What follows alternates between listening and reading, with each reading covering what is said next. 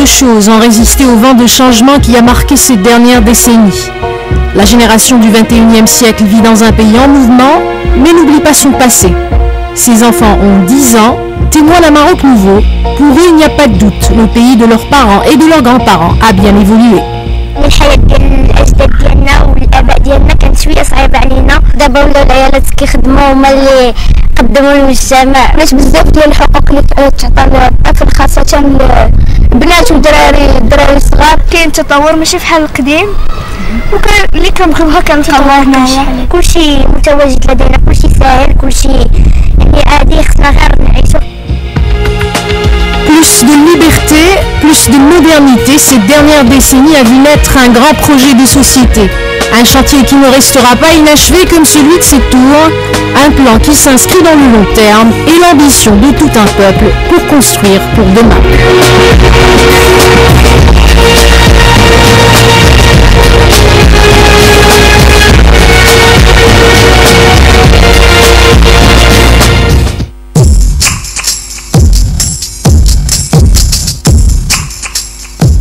1999, le Maroc s'engage dans une nouvelle ère, mais tient d'abord à tourner une page de son histoire.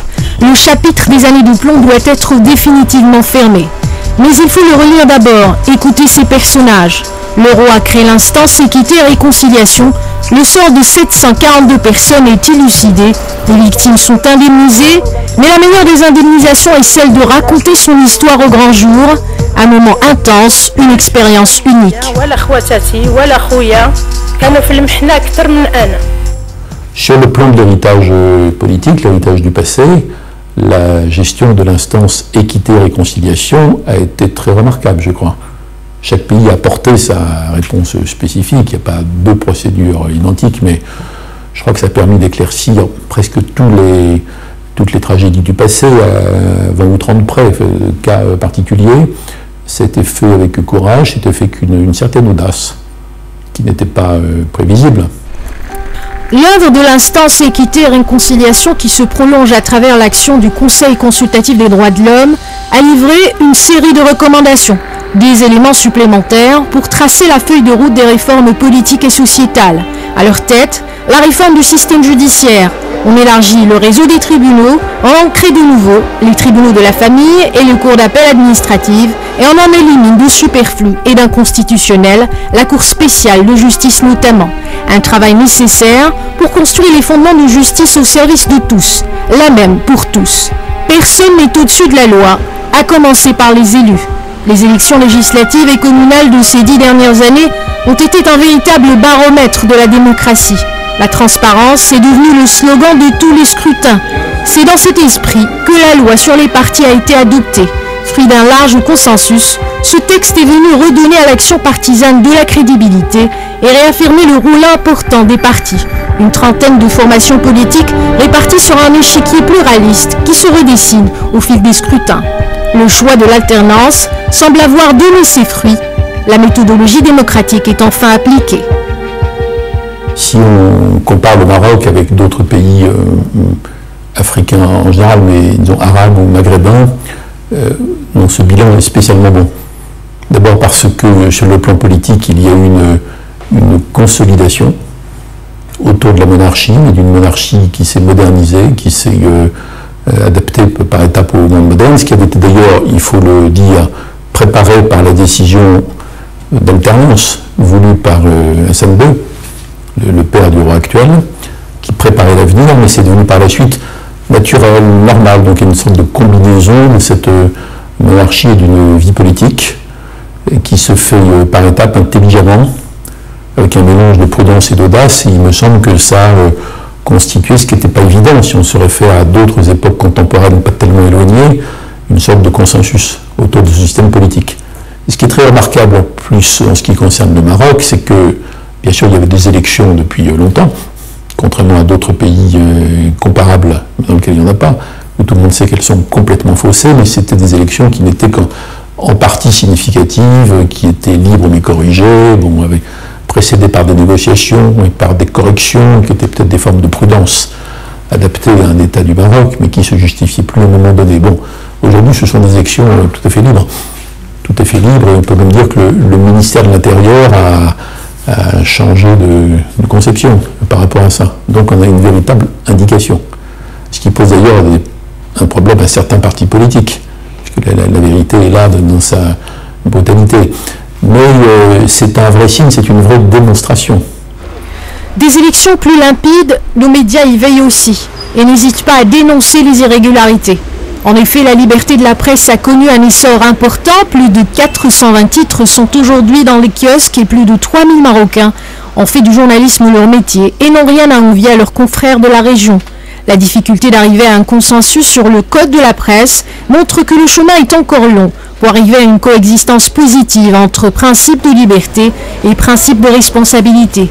Ce qui compte, c'est surtout de maintenir le dialogue. Quand on voit dans beaucoup de pays africains, je trouve que la liberté de la presse au Maroc, surtout depuis quelques temps, est incroyable. Enfin, je dirais c'est sûrement un exemple.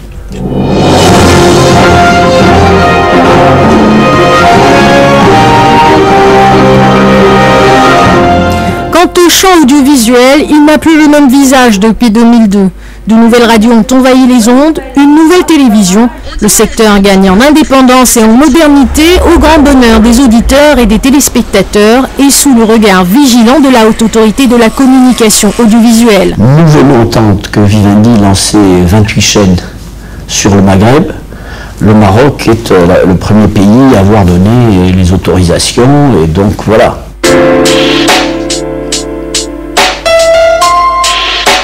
Cette dernière décennie a été incontestablement la décennie des réformes. Des réformes courageuses, la nouvelle Moudoana en est l'exemple parfait. La Marocaine du XXIe siècle est résolument une femme plus libre, mieux protégée par la loi. 2004, le nouveau code de la famille est adopté pour établir des mécanismes et des institutions pour une protection juridique et judiciaire de la famille. 3 ans plus tard, le code de la nationalité vient conforter la position de la femme. Désormais, la Marocaine peut transmettre sa nationalité à ses enfants. Aujourd'hui, les femmes marocaines investissent de nouveaux métiers. Elles sont de plus en plus nombreuses à s'essayer à la politique. Au Parlement comme au gouvernement, l'importance de la place qu'elle occupe et le rôle qu'elle joue n'est plus à démontrer. Il s'agit en particulier du code de la famille qui donne une responsabilité partagée dans la gestion du ménage et l'éducation des enfants aux 2 partenaires au sein du ménage, la femme et l'homme. À côté de l'intérêt qui a été porté à l'enfance, aux handicapés. Ce qui concerne le Moudawana, ce qui concerne le statut des femmes, l'héritage, la transmission du nom, tout ça, ce sont des vrais pas, en fait. Et il faut, quand on cherche dans d'autres pays arabes des avancées comparables et courageuses de ce type, bon, on a du mal à trouver. Hein. On va toujours comparer à Bourguiba après l'indépendance, donc on cherche loin dans le passé, ailleurs, tout ça. Bon, après, il faut du temps pour que la société digère ça, pour ce qui a été décidé ou légiféré se transforme en investissement réel, en comportement réel, en mentalité réelle. Mais dans l'ensemble, non, c'est vraiment bien. Je crois que tout le monde a été très sensible aux efforts qui ont été faits, aux résultats qui ont été obtenus en matière de droits des femmes, par exemple. Mohamed VI, à l'évidence, s'est intéressé à ce sujet, a fait avancer les choses. Je ne dis pas que ça a été facile ou pas, ça ne m'appartient pas de juger la façon dont la société marocaine a pu réagir, ou certaines parties de la société marocaine. Mais enfin, à l'arrivée, quand même, force est de reconnaître que les choses ont bougé.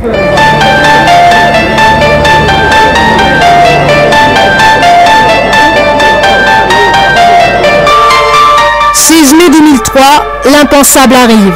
Le terrorisme frappe Casablanca. Le Maroc est en émoi, mais réagit vite.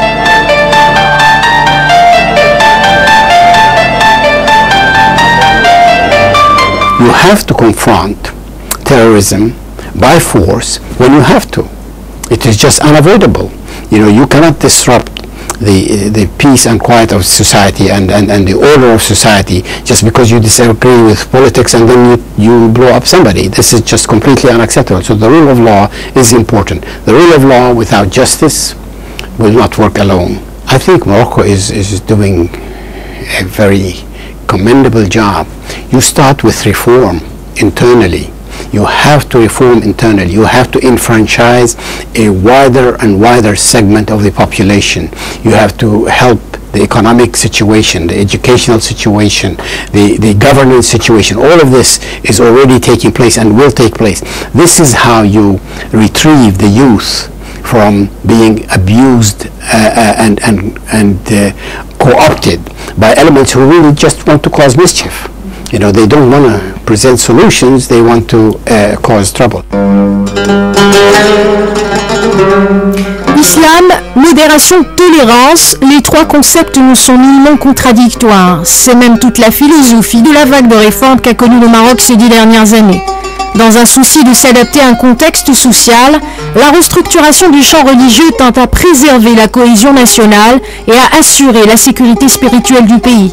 Le ministère des Habous et des Affaires islamiques est réorganisé, de nouveaux conseils de ulama voient le jour, le système de la fatwa est revisité, la tâche au rythme malékite est immuable.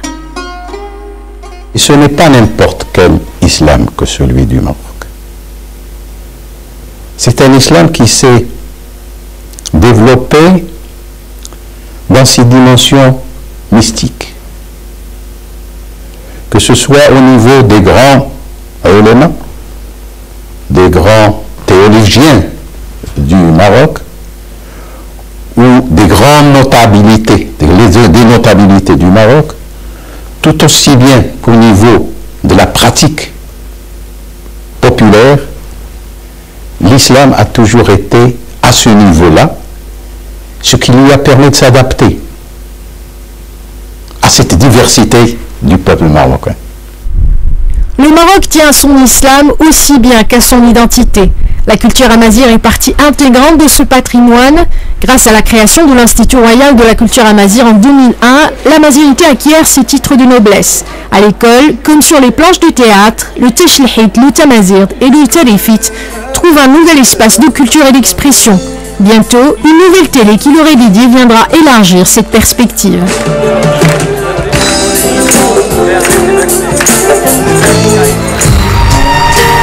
Berbères, arabes, musulmans, chrétiens, phéniciens, carthaginois et tant d'autres. Le Maroc est une mosaïque de peuples qui ont tous marqué de leur empreinte indélébile ce pays.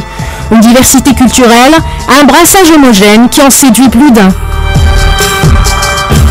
Morocco has one of the most extraordinary cultural histories of really any nation and is blessed by its location geographically through the ages. So I think it has attracted an enormous community of people that have found this extraordinary nation of people who have been there for many centuries and that over the years they have each contributed to the culture of Morocco in their own way, making it one of the most fantastic places anywhere. Morocco, as it moves forward, is a very culturally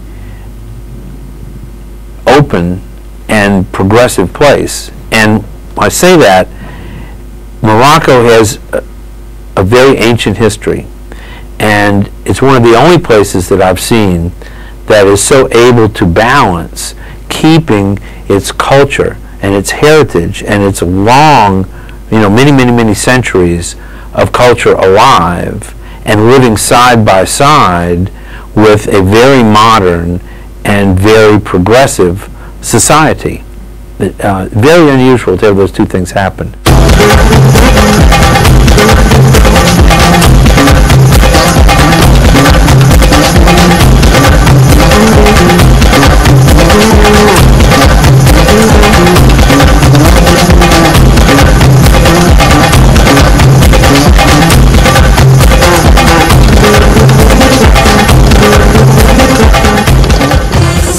Les arguments de vente du produit Maroc ne manquent pas. S'ajoute à cette liste un nouveau créneau, les festivals. En on compte plus d'une vingtaine, musique, arts plastiques, animation, théâtre, cinéma.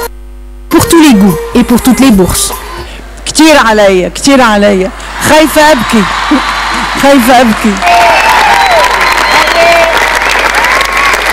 While Mawazine does such a good job of exposing Moroccan people to the musics of the world, it would be good for Morocco to send their music and their culture around the world to festivals like ours. Ours is the biggest, but to expose the rest of the world to their culture, and in doing so, just make people think about Morocco.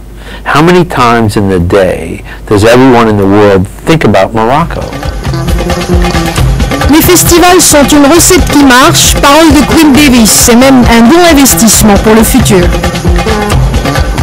It's my firm, not only belief but knowledge, that festivals, particularly music festivals, but there are art festivals and film festivals and literature festivals, but in my field, that music festivals are a great engine for society in quite a number of ways. It's an economic engine, it brings tourism, it brings people into the town, and has a tremendous economic impact.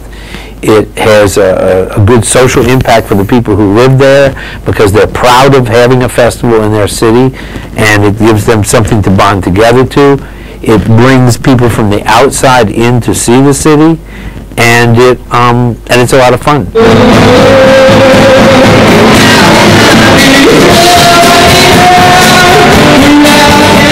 Tout le monde y trouve son compte. Les festivals sont surtout un espace d'expression et d'épanouissement pour les jeunes. Cette frange de la société qui représente près de la moitié de la population est l'une des priorités de l'État. Investir dans les jeunes, c'est investir dans le Maroc de demain. C'est clair qu'on doit donner une éducation aux jeunes pour les premiers 5 ans de sa vie. Et dans les premiers 5 ans, on doit faire une différence énorme aux possibilités aux jeunes. On ne peut pas commencer seulement éducation à 6 ans ou 7 ans, au commencement de l'école normale. C'est absolument nécessaire aujourd'hui d'accepter que pour les jeunes, les années entre la naissance et le 5e anniversaire sont assez importants, peut-être plus importants que les années après.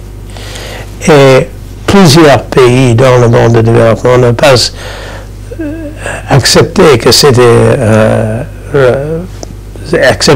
comme ça. Mais pour le Maroc,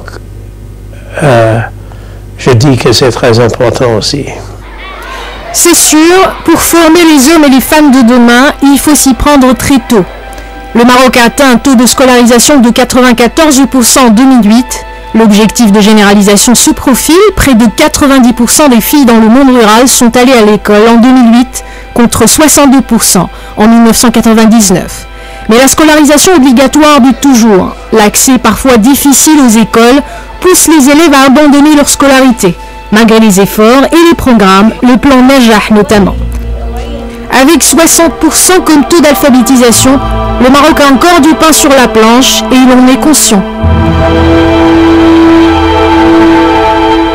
Il y a un défi interne, qui est un défi que chacun connaît, qui est celui de l'éducation.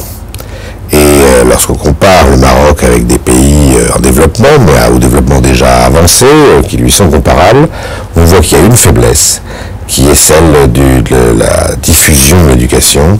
Et je sais que le gouvernement en est évidemment conscient, et puis il ne suffit pas de le dire pour le résoudre en claquant dans les doigts, mais c'est certainement le point sur lequel un effort très particulier doit pouvoir être fait. Et c'est une condition parce que la qualité de la main-d'œuvre, la qualité des cadres, quel que soit le niveau de qualification auquel on s'adresse, c'est pour demain un des éléments majeurs de la productivité, de la compétitivité d'une économie. Le Maroc a vraiment besoin d'un gigantesque effort éducation, formation sur tous les plans, que ce soit l'éducation au sens général du terme, ou formation à des métiers plus spécifiques, plus techniques, plus économiques, il y a une élite marocaine, mais qui souvent a été formée en France ou ailleurs. Là, par exemple, on voit ça avec les polytechniciens, centraliens, etc. Bon. Mais le Maroc a besoin d'un effort géant sur ce plan. Le taux d'analphabétisme est trop élevé, notamment dans les campagnes, notamment chez les femmes. C'est un handicap énorme. On doit mettre de l'argent dedans et on doit trouver des professeurs ou les gens avec l'expérience de créer un système d'éducation et de mettre derrière ça l'argent et un plan qui n'est pas seulement un plan pour 1 an ou 2 ans, mais sûrement minimum d'une dizaine d'années. Parce qu'on doit faire un changement de système qui n'est pas possible dans 1 an ou 2 ans.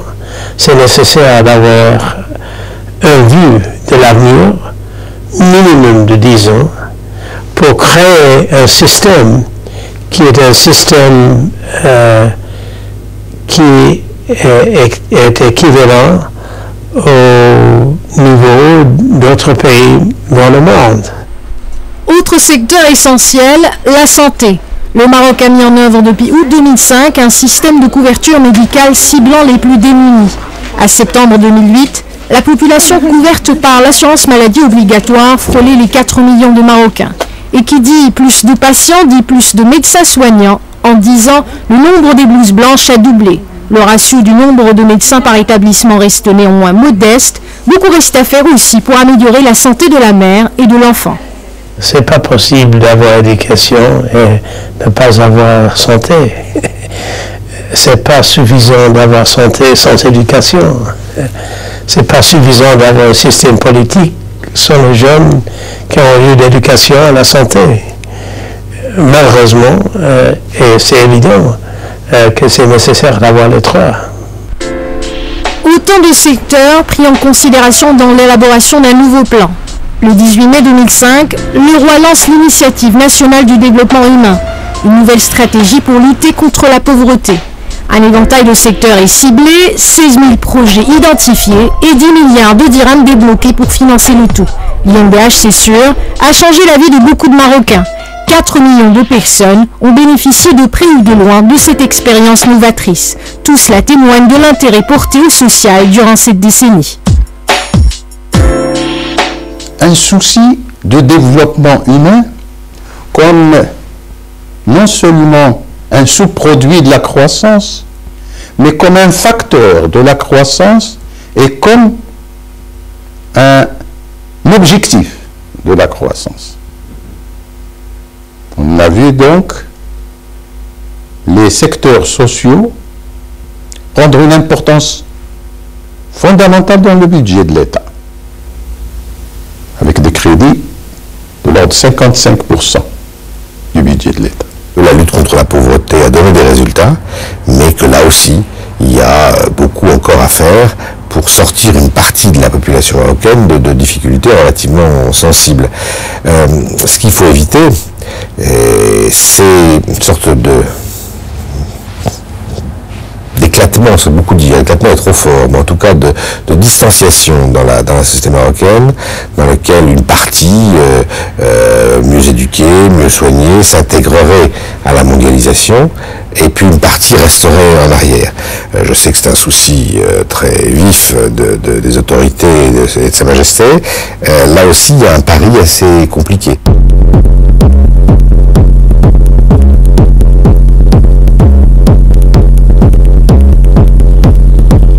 Aujourd'hui, les grues témoins d'un boom immobilier et symbole d'un Maroc en construction dominent les villes. Elles font partie du décor urbain.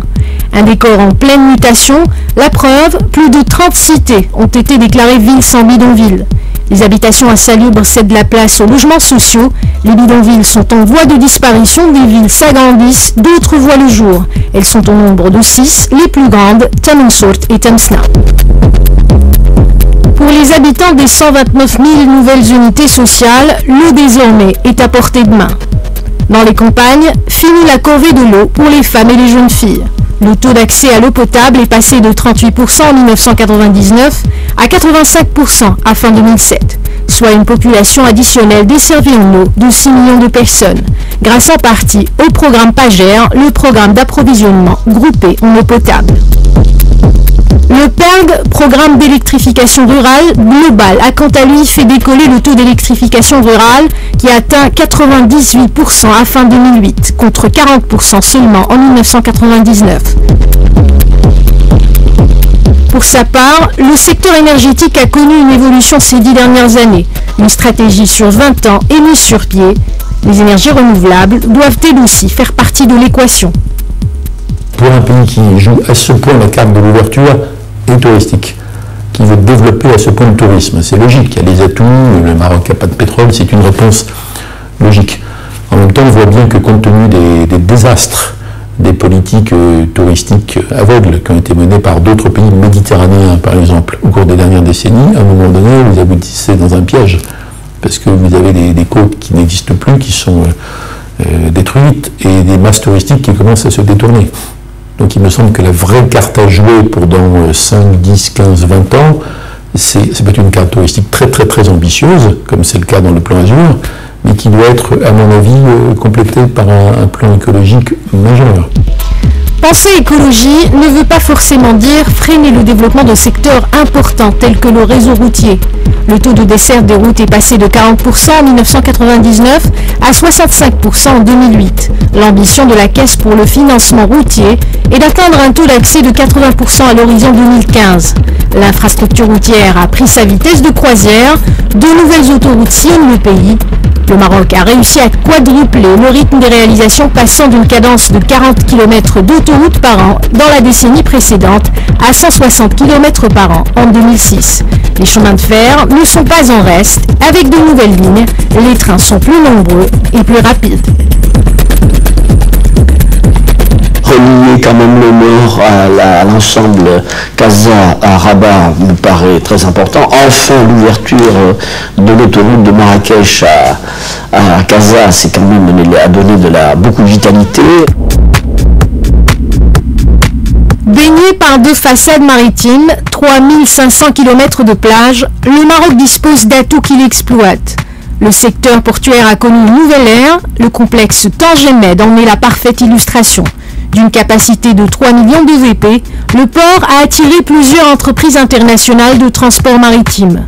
Le futur port de containers, Tangemed 2, triplera cette capacité. Plusieurs unités industrielles ont choisi de s'y installer, comme c'est le cas pour Renault-Nissan. Il me semble qu'il y a un grand potentiel encore de développement et d'équipement en matière d'infrastructure. Ce qui s'est passé avec le nouveau port de Tanger, ce qui se passe avec les autoroutes, ce qui doit se passer avec les trains, pas simplement des trains de pointe à grande vitesse, mais l'ensemble du réseau qui peut d'ailleurs être étendu, et puis l'ensemble des équipements au sens plus large, même des services publics dans l'ensemble du pays, il y a de quoi travailler. Hein. Il y a de quoi travailler. Mais la vitesse à laquelle ça a été fait depuis une dizaine d'années laisse espérer que en 10 ou 20 ans, il peut y avoir une modernisation intelligente et large et massive jusqu'au fond des campagnes et des vallées, dans tout le Maroc. Donc là, il y a un immense champ de développement. Au-dessus des aéroports, le ciel semble nettement plus ouvert. 2006 a vu la signature de l'accord de l'Open Sky avec l'Union européenne, permettant un libre accès à toutes les lignes. La libéralisation du secteur a attiré plus d'opérateurs et plus d'offres. La capacité des aéroports est elle passée de 12 millions de passagers en 1999 à 23 millions en 2008. L'aéroport de Casablanca est aujourd'hui sacré hub international.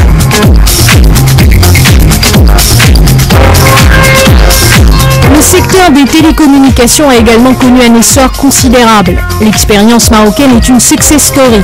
Libéralisés, les télécoms sont plus attrayants. Le secteur a drainé 40% des investissements directs étrangers du Maroc. Les trois opérateurs comptent fin 2008 plus de 25 millions d'abonnés. Les internautes, eux, sont près de 7 millions. La toile du net est incontestablement le terrain de bataille pour le développement de demain. Ces emplois de haut niveau impliquent des connexions Internet, impliquent des connexions téléphoniques un peu tout azimut. Donc c'est avant on disait l'infrastructure c'est les routes, aujourd'hui peut-être que l'infrastructure téléphonique et web sont plus importantes encore. La décennie passée a été pour l'économie marocaine le temps de nette transformation. Entre 1999 et 2007, la croissance a été moins volatile malgré les 3 années de sécheresse. Preuve d'une économie plus autonome quant aux aléas climatiques. La croissance non agricole a atteint son pic il y a 2 ans avec 6,6%. Et la croissance au cours des années 2000 a été de 2 points supérieure en moyenne à la croissance pendant les années 90. Ça montre une montée d'escalier de l'économie marocaine qui, dans le même temps, est devenue une économie plus diversifiée, avec de nouvelles industries, avec de nouveaux services, en particulier l'ouverture vers le tourisme, mais pas seulement. Au total, une économie qui, aujourd'hui, se rapproche des économies les plus développées. Il y a encore beaucoup de choses à faire, bien sûr, en matière de mise à niveau, mais on ne peut pas dire du tout que la décennie qui vient de s'écouler, les années 2000, ont été perdues. Au contraire, ça a sans doute été les années les plus productives en matière économique depuis longtemps. Et pour combler les lacunes, les réformes sont multipliées. La politique de privatisation de plusieurs entreprises a généré des recettes de 70 milliards de dirhams, 80% des entreprises qui occupent aujourd'hui 50% de la capitalisation de la bourse de Casablanca. Le système financier est au cœur de ces mutations. L'État soutient le secteur contre vents et marées. La crise financière mondiale, à l'avis des experts, n'a pas fait beaucoup de dégâts. Le Maroc n'est pas immunisé contre la crise. Personne ne l'a été. Et donc il est touché par la crise comme tout le monde.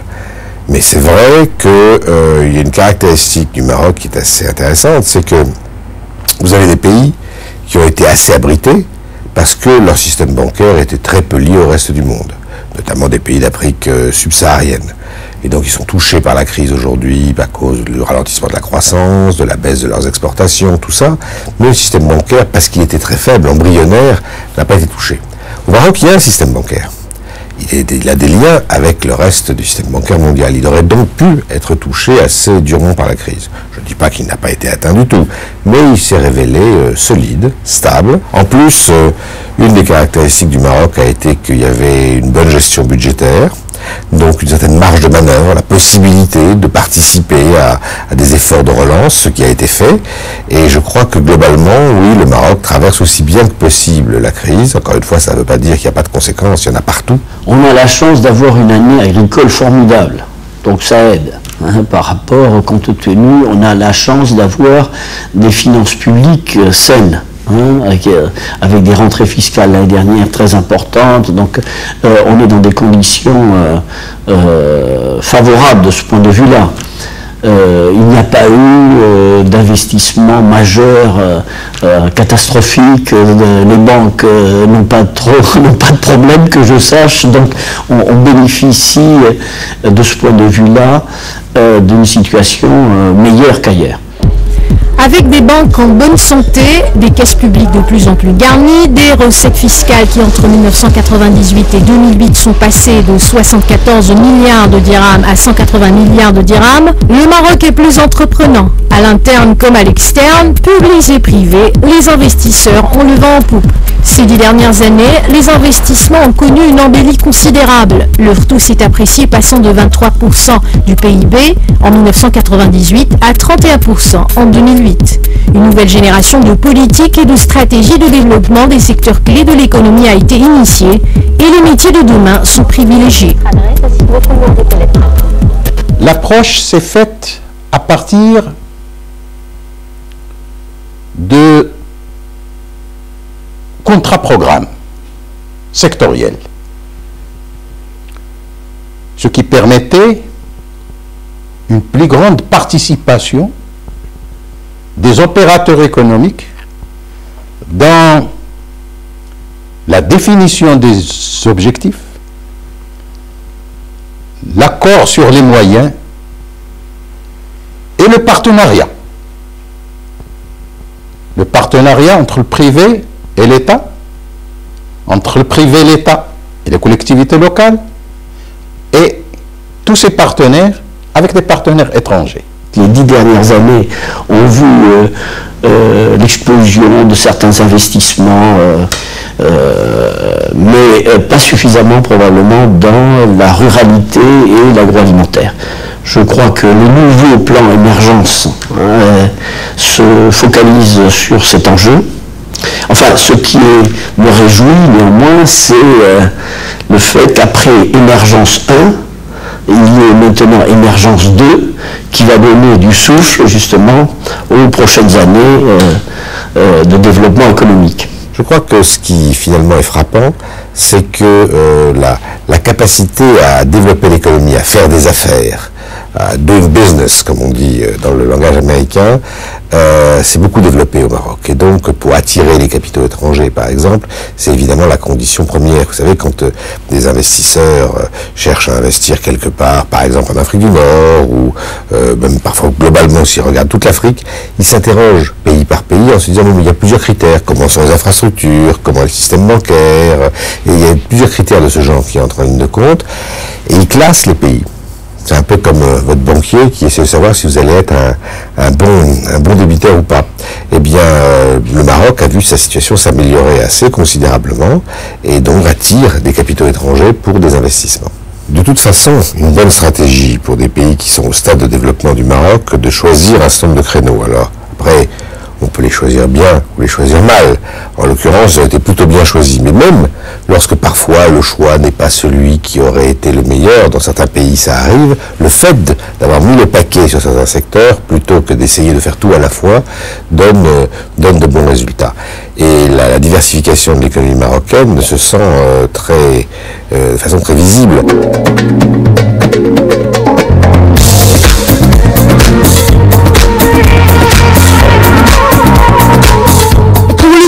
Le programme Vision 2010, puis Vision 2020, avec des projets d'envergure tels que le complexe de Saïdia ou encore celui de Mazagan. Le programme Rawaj accompagne le développement du commerce et puis Maroc Vert ambitionne de transformer le secteur agricole. Des chantiers ouverts en prenant en considération le souci de régionalisation.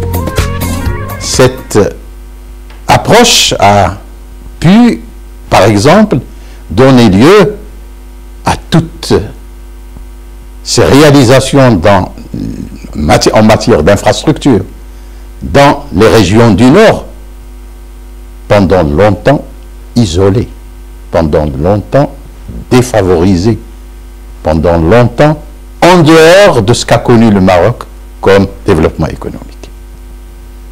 Aujourd'hui, le Nord, l'Est, le Sud, chacun a ses pôles d'excellence autour desquels se noue une série de relations économiques, de performances économiques. Sur le plan international, l'idée de faire du pays une plateforme de production régionale et mondiale nous semble plus inaccessible. Sans complexe, le pays arrime son économie à celle d'un monde globalisé, signe de nouveaux accords de libre-échange avec des pays qui ne sont pas forcément ses partenaires traditionnels. Quand on regarde des pays, on compare d'autres pays, je ne citerai pas par gentillesse, mais qui se tournent en rond parce qu'ils n'arrivent pas à trouver les chemins du développement, soit se sont jetés vraiment à corps perdu dans le système global dérégulé, dans ce qu'il avait de plus dangereux et de plus spéculatif dans l'économie quasiment mondiale. Bon, le Maroc ne l'a pas fait non plus comme ça. Donc le Maroc a bien joué des ouvertures en les combinant. Et je trouve astucieux, en plus de ne pas s'être dit qu'il fallait choisir entre une ouverture sur l'Europe avec des accords, des relations de plus en plus étroites, une situation spéciale, un statut particulier, et d'autre part des échanges et des accords commerciaux avec les États-Unis ou avec le monde arabe et le Golfe. Alors évidemment, ça peut faire un peu grincer des dents chez les vieux amis qui sont un peu jaloux, mais je crois que c'est normal de le faire, et c'est dans cet équilibre nouveau à trouver entre des partenariats qui sont très anciens, qui sont culturels, des amitiés qui sont très fortes et qui doivent être utilisées, et des ouvertures vers d'autres parties de la planète. C'est dans cet équilibre-là que l'avenir doit se construire. C'est un sandwich qui est très très difficile avec le Maroc, entre l'Afrique et l'Europe. Alors pour le Maroc, ça donne la possibilité de faire les investissements et d'être une certaine lumière pour l'Afrique. Mais ce qui sera nécessaire pour le gouvernement du Maroc et Sa Majesté est de penser de la position géopolitique qu'il se trouve. L'Afrique, une mine d'opportunités. Le Maroc s'est fixé le but de lisser la coopération avec ses voisins du Sud au niveau d'un partenariat englobant plusieurs secteurs, comme l'agriculture, l'éducation ou encore la santé. Vers l'Est, une percée économique qui profiterait à toutes les parties n'est pas encore possible, en dépit de tous les efforts consentis par le Royaume. Le problème majeur, c'est qu'il n'y a pas d'activité économique Est-Ouest. C'est-à-dire que c'est quand même une calamité que d'avoir si longue frontière fermée à l'Est. Hein. Si on pouvait résoudre ce problème, on aurait 2-3% de PIB en plus. Hein. C'est ce que l'on peut regretter. Sinon, le Maroc a des accords avec la Turquie, avec l'ensemble des pays du Golfe, tout ça fonctionne. Mais enfin, la proximité de l'Algérie est là. C'est comme si entre la France et l'Allemagne, la frontière était fermée et qu'il n'y ait pas de relation économique entre la France et l'Allemagne. C'est absolument aberrant. Il faut que l'on dépasse ces obstacles politiques. Vous savez, vous parliez de l'Union européenne à l'instant. S'il y a bien un exemple que l'Union européenne a donné, ça a été entre la France et l'Allemagne, la capacité de mettre derrière soi des décennies de combats et de guerres mondiales pour finalement créer quelque chose ensemble. Il faut que dans l'ensemble nord-africain, dans le Maghreb, des pays qui ont été en conflit, ont encore des sujets de conflit, je pense principalement au Maroc et à l'Algérie, pas la peine de tourner autour du pot, soient capables de se dire que le développement économique doit permettre de resserrer les liens et soient capables d'avancer. Je ne dis pas que ça ne se fait pas, mais ça devrait pouvoir se faire plus vite. I think every country has to take care of its own affairs and has total independence in decision making on its own. However, integration in the region has to be pursued on other levels. Economic level, there has to be opening of borders, so for free travel of people and goods. That is more sustainable in the long run and will yield to a reasonable unification than enforced political will of one party or the other. En attendant une normalisation des relations, le Maroc multiplie les efforts. Un nouveau plan d'autonomie est ficelé et remis aux Nations Unies. Il est soutenu par plusieurs pays. À aujourd'hui, les États-Unis ont abrité 5 rounds de négociations entre le Maroc et le Polisario, mais la question se trouve toujours dans l'impasse. Le Maroc, me semble-t-il, fait ce qu'il peut. Les propositions d'autonomie vont dans le bon sens. D'ailleurs, elles avaient même été saluées par le représentant spécial du secrétaire général des Nations Unies, mais le Maroc n'est pas seul en cause. Bon, donc là, de l'extérieur, je serais prudent sur ce sujet, mais on ne peut qu'exprimer le souhait qu'un jour cette question soit surmontée et réglée, parce qu'il est clair que sur le plan économique et stratégique, le Maghreb c'est un ensemble logique, cohérent, qui a un potentiel formidable. Le jour où c'est réalisé, ça sera un plus énorme. Autre conflit, à des milliers de kilomètres, mais qui suscite autant d'intérêt, le conflit israélo-palestinien. Là aussi, le Maroc a toujours joué un rôle important. The Palestinian people are very appreciative of the passion, the emotion that the people of Morocco have extended to them and the help, and specifically the leadership for the last 40 years of commitment to lead the Committee on Jerusalem and Beit al-Mal, and actually extending political and economic help in order to help the people of Jerusalem. So this is about the past, and more importantly about the future.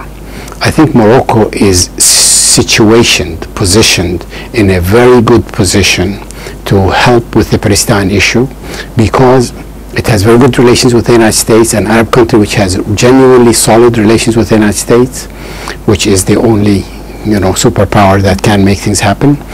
And it also has a large constituency in Israel itself that is friendly towards Morocco and its leadership, and is trusting, and that helps. And it also is very much trusted by the Palestinian people.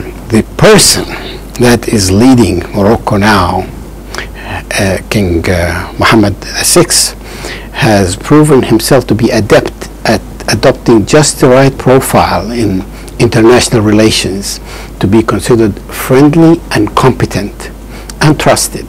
This is a unique role, in my opinion. This is why he just received a letter from President Obama this week asking him for help.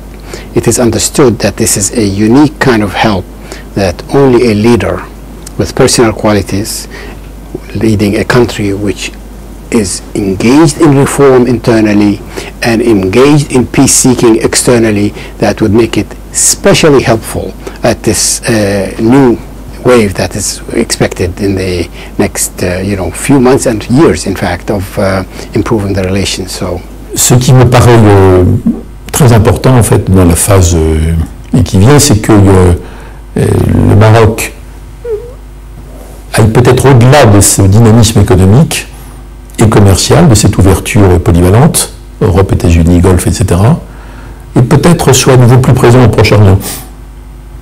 Je pense que dans cette phase actuelle, où le président Obama, avec une intelligence impressionnante et un vrai courage, essaie de reconstruire une politique étrangère américaine à partir du fiasco complet de l'administration Bush, notamment par rapport au monde arabo-musulman, et sur le Proche-Orient, et sur d'autres sujets.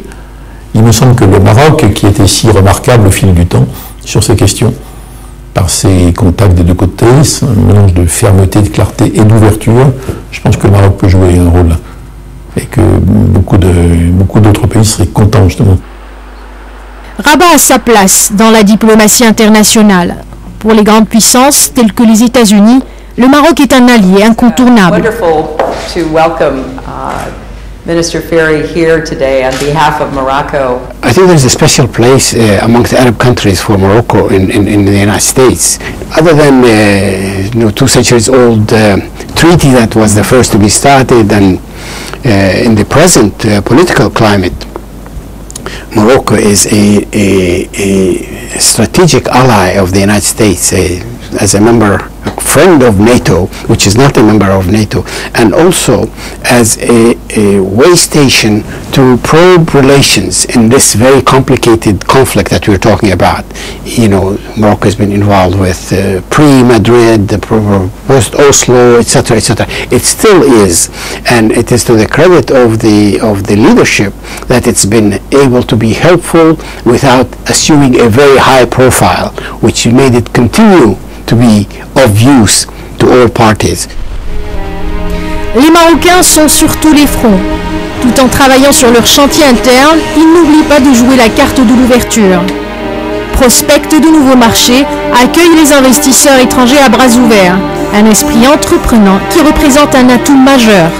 Ce qui pour moi reste l'image sans doute la plus forte dans la façon dont ces dernières années se sont passées au Maroc, c'est l'expansion d'un certain nombre de villes, c'est la volonté de s'ouvrir, c'est la capacité à monter des festivals de musique par exemple. Tout ça apparaît des petites choses. Et en fait, je crois que c'est très important parce que c'est le signe d'une société qui s'ouvre, c'est le signe d'une société qui, au contraire, d'autres pays, notamment d'autres pays musulmans, qui ont plutôt tendance à se refermer sur eux-mêmes, qui veut vivre sa foi, son histoire, sa culture, mais le vivre en tendant la main aux autres, dans vivre dans une sorte de fraternité. Je pense que de ce point de vue-là, le Maroc est un formidable exemple de la possibilité de faire vivre ensemble des gens différents. Je pense qu'il a fait de progrès, mais c'est nécessaire de faire plus de progrès dans toute la région et aussi dans le Maroc. Mais on ne peut pas changer une société en 2 ou 3 ans. Le Maroc est un pays qui a décollé, c'est évident. C'est une sorte de pays émergent maintenant. Donc il doit se projeter dans ce qui est le plus tourné vers l'avenir. On peut voir déjà les changements dans le pays. C'est un commencement. Une décennie s'achève, une autre commence. Le Maroc est un chantier à ciel ouvert sur le plan social, économique, politique, culturel. Le chemin est encore long pour accomplir le projet d'un peuple et de son roi, mais les jalons pour un développement durable sont posés.